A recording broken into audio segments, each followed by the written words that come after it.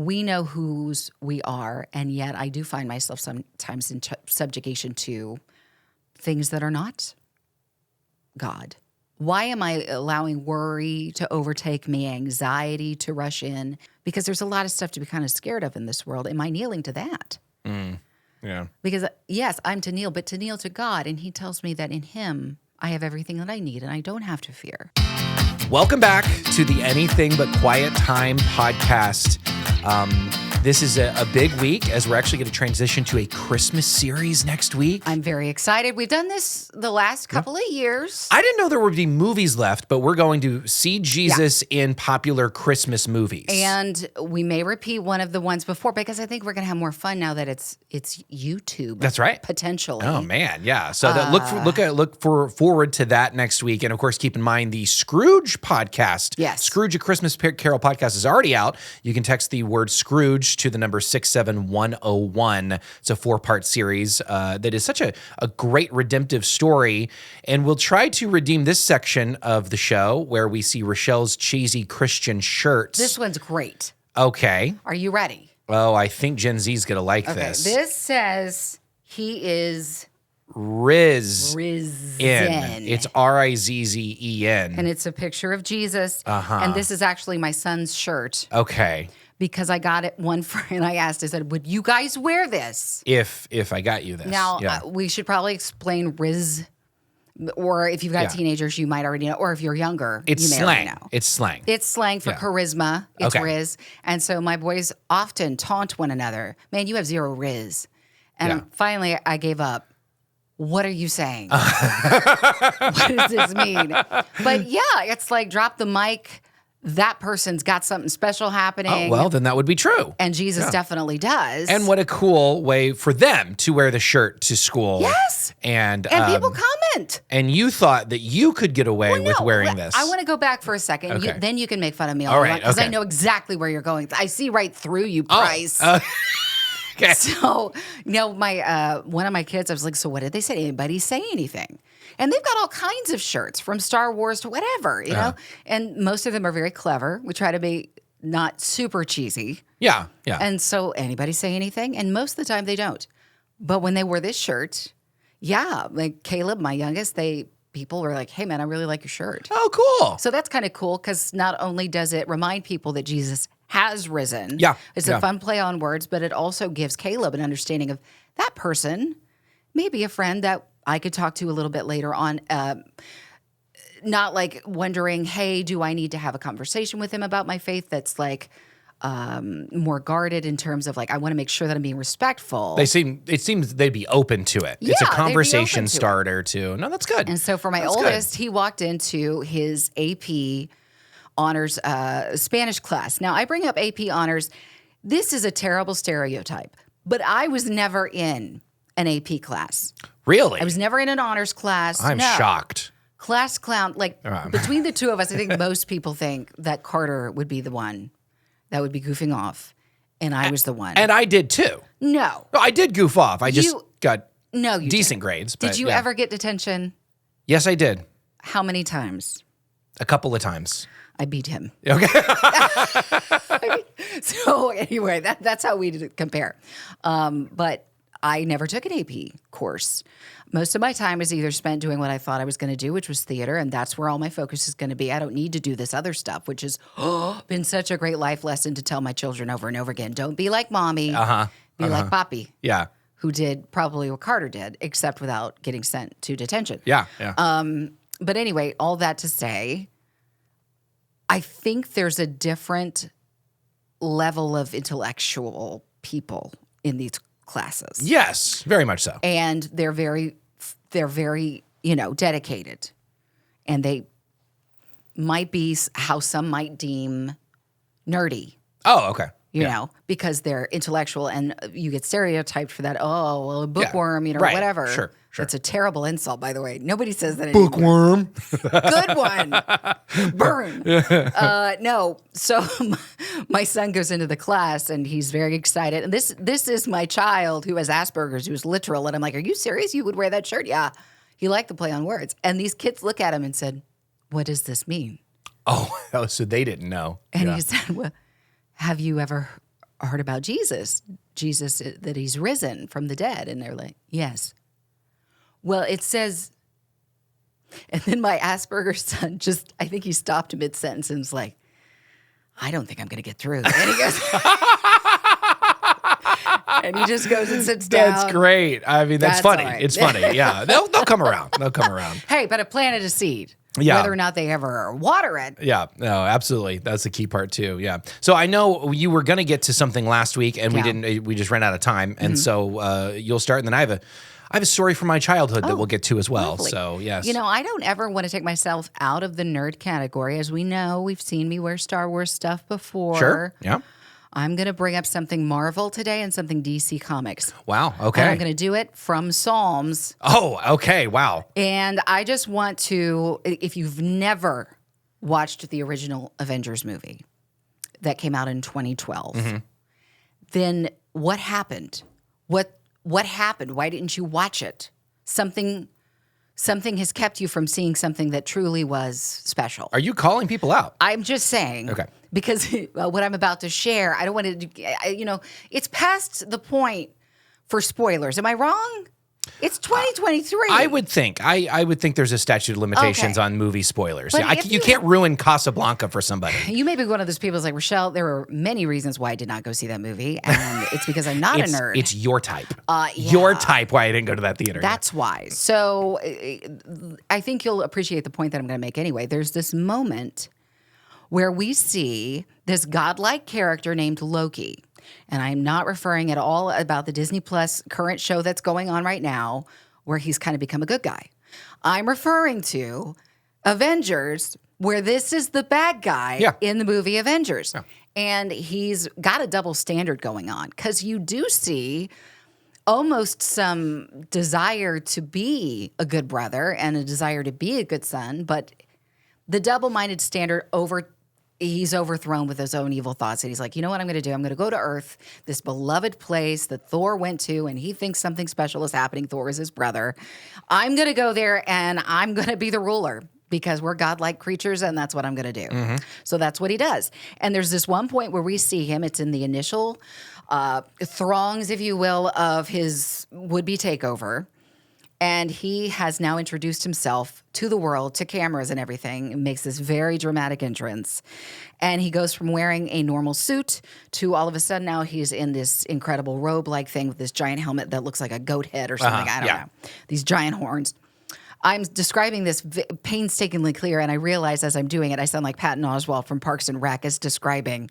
Very nerdy stuff, yes. Yes. But my point is, there's this incredible picture we're given where this guy who's just done atrocious things and done away with innocent life, we see that he is capable of the worst. And everybody in the crowd sees it too. And they're stunned because they were in the middle of a gala and now in the middle of the street, just people passing by. All the people from the gala are no longer in the building. They're in the street with the passerby people. And he has made this boundary situation where they cannot leave. And he yells for them to kneel. And they all do. And then he goes on with this speech about, see, you crave subjugation. In fact, you were made to be ruled. In the end, you will all kneel. And I thought that was kind of just, first of all, the words that he said, intertwined with some of that, he kind of spieled a little bit about your identity kind of gets lost in your pursuit of freedom. But what you really crave is ruling. Well, Loki ain't wrong. We do crave to be taught. We do crave boundaries. In fact, I've seen children have a better relationship with a person in their life who chooses to be an authoritative type figure than the other adult who gives into everything. Sure. Because we crave boundaries. We may not initially think we do, but we do. And they're important to have boundaries. The stove is hot, don't touch it. If you do, you get hurt, you get burned. So Loki's not wrong, but he's asking for that position of you kneeling before him in worship And there's this one individual, if you've seen it, it's just incredible. You get chills because this old man, it's in Germany that this is taking place, and this old man who you suspect has seen a lot in the decades of life that he's lived in Germany. And he stands, and Loki looks at him. And when Loki has said, in the end, you all will kneel, this man retorts, not to men like you. And Loki said, there is no man like me. And the guy comes back with, there are always men like you. And I got chills just saying it, but I was like, oh, it's so powerful. We know whose we are, and yet I do find myself sometimes in subjugation to things that are not God. Why am I allowing worry to overtake me, anxiety to rush in? These things that the Bible tells me I have some semblance of control over. Now, I do also have a disorder, so my chemicals are out of whack, and just like you take medicine, insulin for diabetes, that I have to keep that in check. But I'm talking about the fear that cannot be controlled because your body is imbalanced. I'm talking about the fear that you've allowed to run away with you. Yeah. Because there's a lot of stuff to be kind of scared of in this world. Am I kneeling to that? Yeah. Because, yes, I'm to kneel, but to kneel to God. And he tells me that in him, I have everything that I need and I don't have to fear. I have love. This comes, though, I was reading out of Psalm, and it started with, I hate the double-minded, which means wavering, undecided. And what is Loki but double-minded? And he immediately made me think of that scene. It says, but I love your law, God. And that man did not allow the fear of that moment with that scene in Loki, or in the Avengers, to keep him from doing what was right. Sure. I'm not bowing to this. And I thought, what a great reminder, what a great visual. I was super excited after I read that psalm. I made my son sit down and be like, look, this is why psalms are exciting to read. But there are very important things that I think we can look over in a bad way because we're not familiar with the context. And because I've decided to take little pieces of scripture at a time this go around this year, I've been able to kind of do a little bit more research about what did that even mean? Because if you're trying to get through the Bible in a year, which I've done a few times now, you're pretty busy with your quiet time. And then obviously you have a schedule to keep. You've got work and everything else. Maybe I don't get to go back, or I planned to, but I forgot. Why are they putting things in there like, oh, woe to me that I sojourn to Meshech, that I dwell among the tents of Kedar? What? Right. What is that? Yeah. Well, then you go back and you find out the context of these places. That was a very barbarous region. A lot of people hated peace in that area. It was viewed as like the place where you'd be banished if you were in that area. Kedar actually references something from Isaiah and Revelation. It's just fascinating. But because I've given myself a little extra time, I can do that. How can I make that relevant to my children? Well, maybe it's not, Meshech. I could maybe tell them about a barbarous place, but how do you describe to your children or even yourself a barbarous place? Well, there's some pretty barbarous, treacherous places that you can think of even from the news today, right? Yeah. That you could reference and say, this is what it would be like if I'm reading this psalm and making it relevant for today. Sure. Let it relate to, because the psalmists weren't thinking about, hey, hundreds of years ago, let's think of places that were barbarous. I think God would encourage us in our Holy Spirit venture and reading through his word to change it up a little bit, not changing his word. Right. But to change, like, hey, when it says this, I want you to think about this. So that's kind of what I did with the Avengers. And do you have time for one more? Yeah. It's the bat signal. The bat. So you want to do your impression? You usually do your impression. It's very important. I just wanted to say the bat signal is very key to Gotham City. Is it? Why? Oh, that wasn't a joke. I just believe it in my heart. You believe it? Yeah. He does a great impression of Commissioner Gordon, I'm here. See, Christian Bale had to have one of those voice changey thingies. You do that without the voice changey. Yeah, he had to lose his voice all the time if he was going to do that constantly. So, my word. You don't even need to, I don't know, gargle with gravel. Right. I'm impressed. So Psalm 120 is a very popular psalm, and it talks about I'm sorry, I'm thinking about 121. I lift my eyes to the hills. I don't want to get ahead of myself. But Psalm 120 starts something called a song of ascents. And it goes on for the next 15 psalms. And these were songs that back in the day, they didn't have satellite radio. They didn't have, in our case, Carter and I work at KSBJ Radio. They didn't have KSBJ. They would sing as they would sojourn. Mm-hmm. And you can imagine, as you're traveling, you want to make sure that you get in with the good singers first. It's like, we got to get there early. Why? Because Jonathan is going to be leading the thing.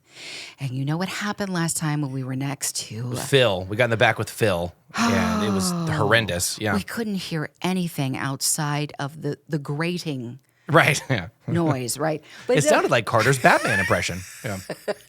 So they would sojourn up to the temple, and there were three major festivals, three major parties that they would go to, one of them being Passover. It's probably the most familiar to all of us. And they would travel and sing these psalms on their way up, which I think is amazing. And in my distress, I called to the Lord. They are sending out a bat signal. Deliver me, O Lord, from lying lips, from a deceitful tongue. And then it goes on to talk about, how we want to make sure that we're doing the good thing. I don't want to be like those people and then they talk about the barbarous regions.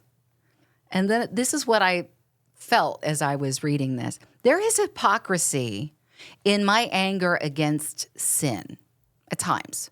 There can be. And I find myself angry about people that are being stupid and deceitful. And then I realize, oh, wait, I'm a guilty party. Sure. Sometimes too, right? And the only thing, or one, I should say, that can separate me from others who take part in being deceitful and stupid is Jesus. And this is a recognition of Jesus in my life. That is it. You can recognize, and I do not ever mean to make a comparison between like Jesus and something on the table, but I can recognize that a phone is sitting there. Did I create the phone? No. Do I have anything to do with this phone other than, well, I mean, I own it and it's there. But you know what I'm saying? It's like you're just recognizing a truth. There's a phone there. I'm recognizing a truth. Doesn't make me better than other people. Sure. I recognize that I'm saved by grace because Jesus did a work in me. Yeah. Yeah. And so what is it? Where do I get off in looking around me and go, oh, these other barbarous people, that really need God? Jesus is what separates me, his cross of redemption. I've accepted his gift. And perhaps, maybe they haven't. Perhaps, maybe I'm angry at another Christian who I think in that moment of frustration, I'm even condemning in that moment of frustration. And there's hypocrisy in that because I'm not supposed to be condemning people. Not my job. Yeah. Right. Bible tells, and it's very clear about that. But either way, that I recognize Psalm 120 as a distress signal sent out to God, kind of like a bat signal that's answered by a holy night. Yes. Not a dark night. That's right. The play on words there. I got it. Okay. Do you need me to linger on that? No. Okay, we're good. We'll move on. But he hears and he sees me. I need to acknowledge my own sin because if he sees me, then he sees that. And I need to, if I want to grow in him, acknowledge where I'm weak. Yeah. And in my weakness, then I see that he can be made strong right there. I can grow in that, right? When I'm confronted by others in their moment, I need to acknowledge my own in that moment. And I need to pray for those that I walk by in life or perhaps know that stuff is going down over there and that's not okay. Am I praying about it? We've said this often on our show. If we're talking about it, then we should be praying about it. Do I truly seek out time every day to make that a priority, to pray for that other person, for that situation, for those circumstances? We are not so very different from them. We, in fact, are not different at all, except Jesus. And it's always a good reminder. Recently there were some comments that were made about discussions that we had on our podcast, and people were very unforgiving After you try to reach out and connect with them and say, would you mind listening to the full context of what we were trying to say? And there was resistance and there was no desire to connect further. And I had to be aware of that in my own life because I do that.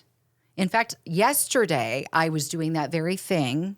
Carder and I were in discussion and we were talking about something, in fact, the very thing that was frustrating to some members of the people who listened to us. And I was like, well, I'm done. I'm not going to do it. I could do it anymore. And it was like a black and white, never again. Well, wait a second. That's not holy. That's not what God's trying to get through to me either. Because then I'm no better than the person who has said, well, I'm not interested in what you have to share. I don't want to know the context. I'm guilty of the very thing that I'm frustrated about. Well, wait a second.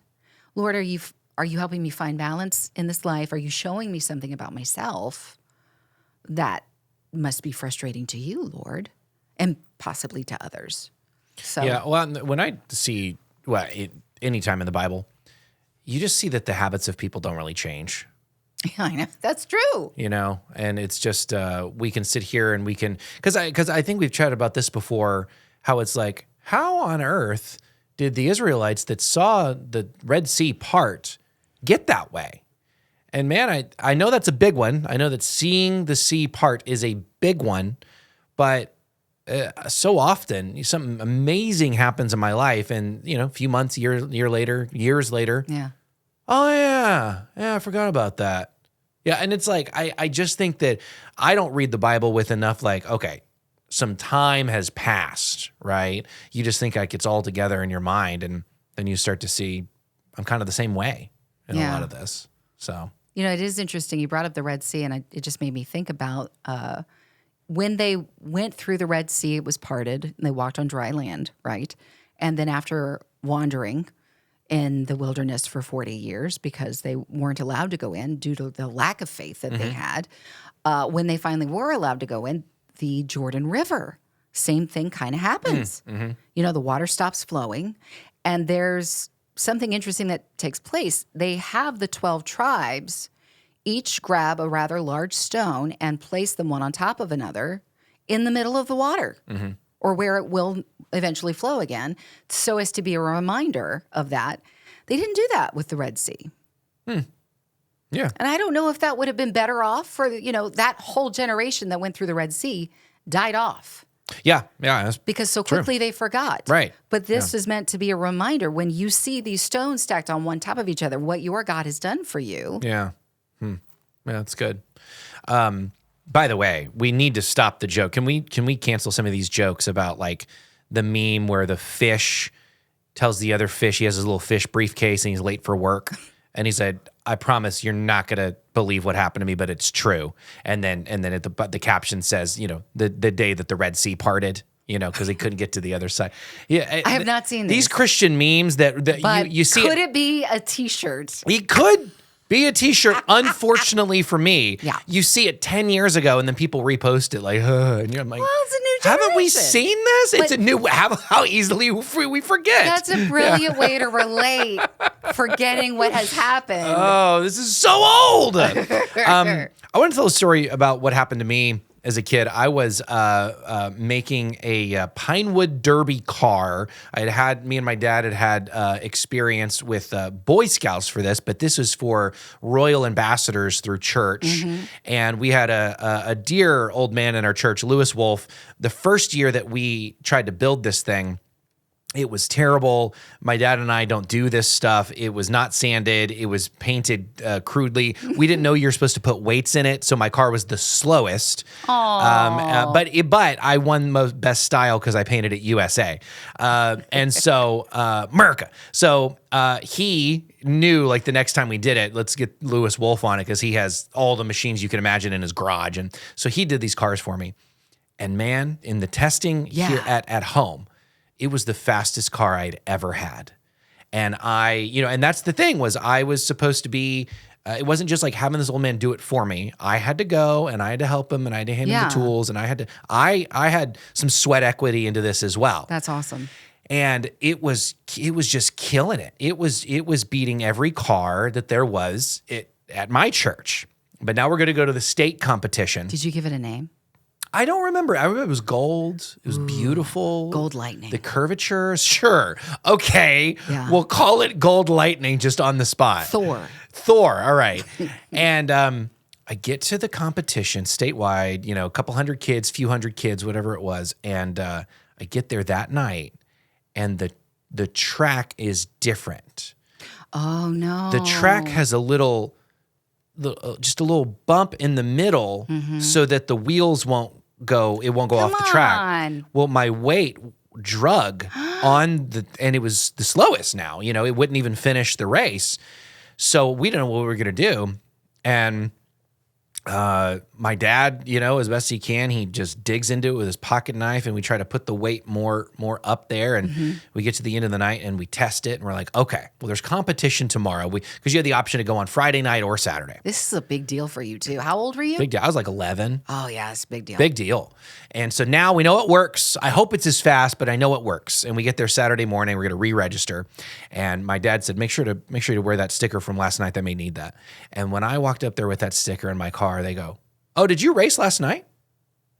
Well, yeah, you raced last night. I'm sorry. That's you can only race once. Oh, come on. And my dad tried to explain. They're like, "Oh, he raced last night. That's it." And You're a kid. that was it. It's not the Olympics. And it got so it was one of the things of just one of those just trips, and you ended up bonding with your dad, right? Yeah. But it was one of those trips that was just a failure because this happened, and then we were supposed to do something else in the afternoon and it didn't work out. And then we get to the hotel, and they our youth group, or I guess kids group, didn't account for the right amount of rooms, so we were missing one room, and it was like 11 o'clock at night, 3 hours away from home, and my dad goes, "You want to just go home?" And I was like, "Yes." Like we were in our own car anyway. So let's just pretend none of this ever happened. And it was a great lesson on you make sure to do your part, and whatever happens, you can't worry about. That's right. That's good. And that really stunk. Well, It really did. But all I can worry about is that we put in the honest time and effort. Of course, we didn't cheat. There's nothing going on. We just did our best, and I couldn't worry about the results. And in that situation, all you're wondering is about the results. But there's been a situation recently in my life where a pastor actually pointed out Jesus. We were just going over Mark 14 last week, where Jesus is in the Garden of the Gethsemane, and it's his faithfulness. Not results that he is focusing on the Father's will. Because he says, "Father, if you can, remove this cup from me." But he chooses God's will, and he is faithful to what that is, even though the results are going to be horrific. Yeah. And this pastor pointed out that you think about, he's just in this garden, and he knows what's about to happen. He could have just walked down the mountain and just gone on. He could have gone back up to Galilee. He could have moved to a different country. He could have just not done it. That's kind of surreal to think about. That it literally just a walk the other way 5 minutes before Judas shows up with the gang. Unfortunately, there's a movie depicting that. And I say unfortunately, I've never seen it, but it was something that I believe Scorsese did. What if Jesus didn't do it? The Last Temptation of Christ. Interesting. And he was tempted away from the cross, and it pictures him walking away. Interesting. And I did not know that. A lot of controversy about that film when it came out. Now, I've never seen it. Yeah. But from what I understand, at least Scorsese, and I know a lot of people will be like, really? Because there's a lot of language usually in his movies, but he says that he's a believer. Okay. And I think he was trying to depict, this is what I gather, what it would have been like. Sure. Had there been all of these things, he had allowed the world to tempt him in the different ways of like even having a relationship with Mary Magdalene, all of these things. So it was very, very controversial when it came out. I think it would be. I probably wouldn't. If I'm sitting next to Scorsese when he wants to make that, I probably wouldn't be a part of it. I'd be like, dude, I think you're on your own with this one. But I think that point is interesting because what does that mean for us? I mean, that's our only hope. Yeah. So, I mean, just to like reflect that he didn't have to, and he did. He chose the Father's will. And I got to share that with somebody recently, that it's faithfulness what we're called to, not results. Because that pastor shared that in that study. And There's a situation where a friend of mine confronted a friend of his, and this wasn't just like I'm gonna talk to him about something. Like it was, he was gonna set some boundaries. It was prayed about. It was discussed with wise counsel and other friends, and then he does it, and his friend is not receptive and is now distanced himself, and it's just like, man, I really thought sometimes what you think God has for you, and then it just doesn't work out the way that you even thought God was going to work it out for you. And it's just that reminder that faithfulness is what we're called to, not results. And the encouragement I got from the pastor I heard share this was, so if you're a mom and not living a fancy life, but you are being such a great example and loving to your children, if you are a blue-collar worker that thought management might be a possibility, but it's never gotten there, is this it? But you're faithful into what you do, as well as certainly even more important, the relationships around you and being a light and being kind. It's about faithfulness. And so let me encourage you with that if you feel like it's a dead end, but you are following the teachings of Jesus, you're right in the right spot. Yeah. And it doesn't mean it doesn't stink sometimes. Yeah. But that's this world. Yeah. And that's a bitter pill to swallow. Yeah. You think about the faithfulness of the disciples. Yeah. They were faithful. Yeah. They were there at every turn. Now, they made mistakes, and they thought things were going to work out probably differently, some of them, and this isn't what we thought it would be like, and certainly wasn't what they thought it would be like when Jesus did say, not your will, but my will be, not my will, but your will be done, Lord, and he went to the cross for us, right? That wasn't what is happening. I mean, that was a normal night for any of them. Any normal Passover night, guys, is what we're going to do. It's kind of interesting, Jesus changed up some of the words in the ritual. That was different. And he washed our feet. That was uncomfortable. But Jesus is always kind of doing things that we don't fully understand. Right, yeah. And then he mentioned something about betrayal, but we were drinking wine. I mean, what were they thinking? And we're going to do what we usually do. We ate a lot of good food, and we're going to go to sleep, wake up in the morning. That's not what happened at all. And I'm pretty sure, just like your friend, I did the thing that I was supposed to do. Yeah. And the result was not what I thought it was going to be. Yeah. There's a song right now by Lauren Daigle, Say What You Want About the Song. I was kind of confused the first time I heard about it. These are the days. And it goes on to say, if it's not good, it's not over. Because why is that a true statement? Well, because all things work together for good. And it's true. There are definitely going to be things in this lifetime that we will not be aware as being good. Yeah. It'll probably take a different heavenly perspective. Sure. Now, if we allow the Lord to really just overtake that perspective, I mean, we were talking I think it was yesterday. You said we're going to speak with a woman who literally stood up in the courtroom and forgave the murderer of her child. I hope we get to talk to her. It is, it's all I've seen, but it is a fascinating story, and that he has, I think, even come to Christ because of it, or at least is open to it. You know, this is a guy that murdered her daughter, and she's standing there in the courtroom saying, I forgive you. What if she never saw any change in him before she passed? Is it enough? Right. Maybe, right. But the thing is, and we could do maybe all day long, but what if somebody else in that courtroom saw what she did and that changed their life? Yeah. Yeah. Any and all things can be connected because God has worked it all together for good somehow for those who love him and are called according to his purpose. Thank you for your time. It's always great conversation with the Anything But Quiet Time podcast. Yeah. Of course, those things that we're so excited about with Scrooge, A Christmas Carol podcast is out. You can text the word Scrooge to 67101, and then the next week. And we're going to have so much fun with our Christmas now. We talked about it earlier. Couple of years we've done this, finding Jesus in your favorite Christmas movies. And I mean, we've done it with if you could do it with National Lampoon's Christmas Vacation, and we did. And we did. We did. You can find that. Of course, we just started doing YouTube this year, so you can find that on Apple or Spotify with the Anything But Quiet Time podcast. But this year, it's going to be even more fun. And I am so surprised we're not out of movies yet. But it's going to be some great stuff next week on the Anything But Quiet Time podcast.